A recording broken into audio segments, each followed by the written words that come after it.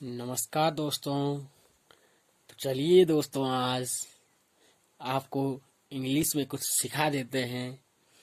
English का demo जो है आपके लिए, वो है हैज टू।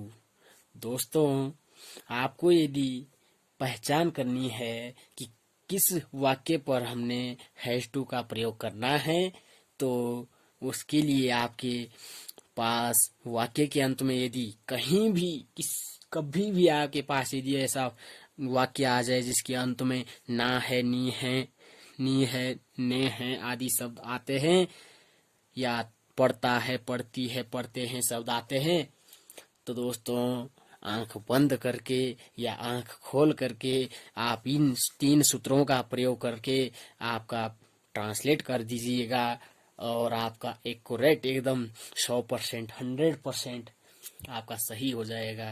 तो दोस्तों, पहचान आपको बता दी गई है। यदि वाक्य के अंत में ना है, नी है, ने है, पढ़ता है, पढ़ती है, पढ़ते हैं आदि शब्द आते हैं, तो वहां पर इन 3 सूत्रों का प्रयोग करना है। तो दोस्तों, कैसे इन सूत्रों का प्रयोग करते हैं आपको दिखा देते हैं। आपके पास सूत्र हैं, और उदाहरण के लिए है आपका मोहित को दौड़ना है। तो दोस्तों, यहाँ पर ना है वाक्य के अंत में है, इसलिए हम इन सूत्रों का प्रयोग करेंगे। तो दोस्तों, इन सूत्रों का प्रयोग करते हुए हम वाक्य बनाते हैं। तो दोस्तों, आपको मोहित को दौड़ना है, इसका ट्रांसलेट करना है। आपके लिए सूत्र है अफर्मेटिव का, subject plus has to plus verb की first form plus object. Verb यानी क्रिया होती है दोस्तों, जो काम करना होता है, उसमें वाक्य में जो काम करना होता है वही क्रिया कहलाती है। जैसे कि दौड़ना, मोहित को दौड़ना है, तो काम क्या करना है? दौड़ने का काम करना है, तो ये एक वर्ब हो जाती है। तो दोस्तों, वर्ब की फर्स्ट फॉर्म लगानी है, जैसे कि रन।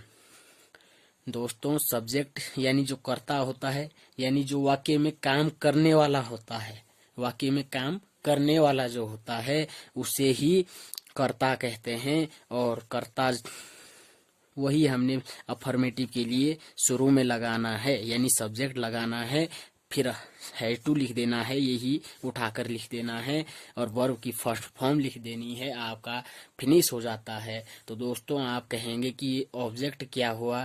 तो ऑब्जेक्ट यानी यदि वाक्य में कुछ अन्य बच जाता है, जैसे कि यदि यह वाक्य होता मोहित को देहरादून में दौड़ना है, मोहित को देहरादून में दौड़ना है, तो इतना तो सिंपल बन जाता। और उसके बाद जो देहरादून बनता, इंग्लिश देहरादून की इंग्लिश यहाँ पर लिख देते कि इन देहरादून। तो इन देहरादून जो है वो पूरा ऑब्जेक्ट में आ जाएगा, वही ऑब्जेक्ट होता है। लेकिन ये वाक्य अभी इतना ही है, इसमें ऑब्जेक्ट नहीं है, तो इसलिए यही रहेगा। तो दोस्तों, अगला है आपके नेगेटिव जो इसका बनता है, मोहित हैज नॉट टू रन। तो दोस्तों, हैज और टू के बीच में अगर नॉट लगा दें तो नेगेटिव वाक्य बन गया। यहीं से अगर हैज को सब्जेक्ट के स्थान पर, सब्जेक्ट को हैज के स्थान पर ले जाएं तो आपका इंटरोगेटिव बन जाता है। इंटरोगेटिव का मतलब होता है दोस्तों कि जैसे कि इसकी इंग्लिश है कि क्या मोहित को दौड़ना है, इसमें हम प्रश्न पूछते हैं, इसलिए यहाँ क्वेश्चन मार्क लगा हुआ है।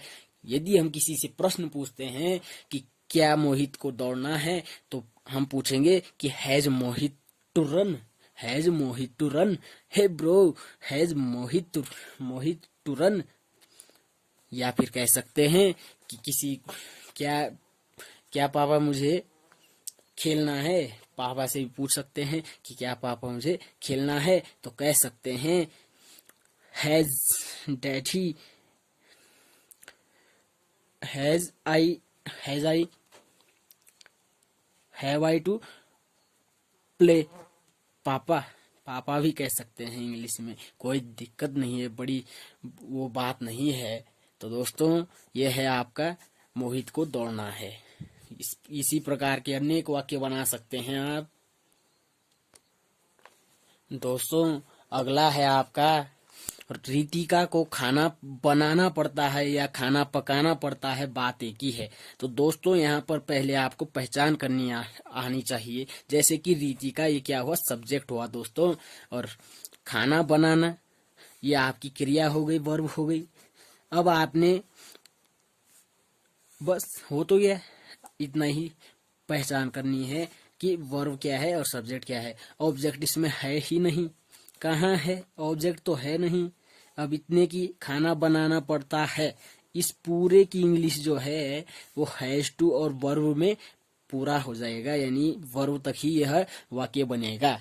तो दोस्तों रीतिका को खाना बनाना पड़ता है, इसकी इंग्लिश जो होगी, तो दोस्तों रीतिका को खाना बनाना पड़ता है, या मोहित को दौड़ना है, या रीतिका को खाना बनाना है, तो यही बनेगा। पड़ता है वाला इसी प्रकार से बनेगा, इन्हीं सूत्रों के आधार पर, और ना है नी है वाला भी इन्हीं सूत्रों के आधार पर बनने वाला है। तो दोस्तों रीतिका को खाना बनाना पड़ता है, यानी Ritika has to cook. Your answer is correct.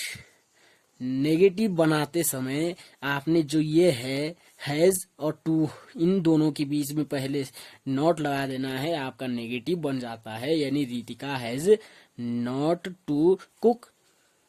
तो दोस्तों ये तो आपके समझ में आ चुका होगा, और इसी प्रकार आप अनेक वाक्य बना सकते हैं। इंटरोगेटिव बनाने के लिए दोस्तों आपको हैज को आगे उठाना पड़ेगा इस रीतिका के स्थान पर, और रीतिका को हैज के स्थान पर ले जाना होगा, यानी सब्जेक्ट को हैज के स्थान पर, हैज को सब्जेक्ट के स्थान पर।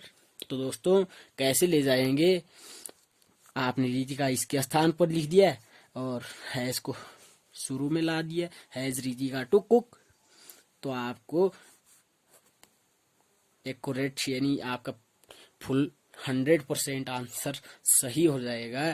तो दोस्तों गृह कार्य कर सकते हैं आप। तो दोस्तों ये लीजिए आपका गृह कार्य यानी होमवर्क, वो होमवर्क है आपके लिए। यदि आपको ये समझ में आ चुका है तो आप इन्हें भी कर सकते हैं। संध्या को खेलना है, इसकी तीनों में, इन तीनों सूत्रों के आधार पर संध्या को खेलना है, इसकी इंग्लिश ट्रांसलेट करना है, और हेमंत को गीत गाना है, मनमोहन को हल लगाना पड़ता है। इन तीनों की 3-3 यानी 9 बन जाते हैं। 9 सेंटेंस आपको ट्रांसलेट करने हैं इन तीनों के 3-3।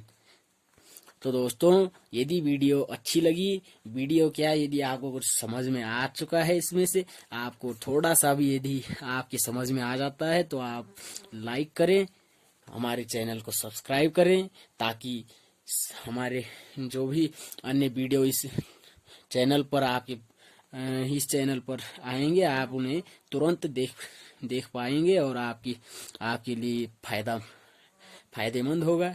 तो दोस्तों लाइक करें, सब्सक्राइब करें और शेयर करना ना भूलें। जय हिंद,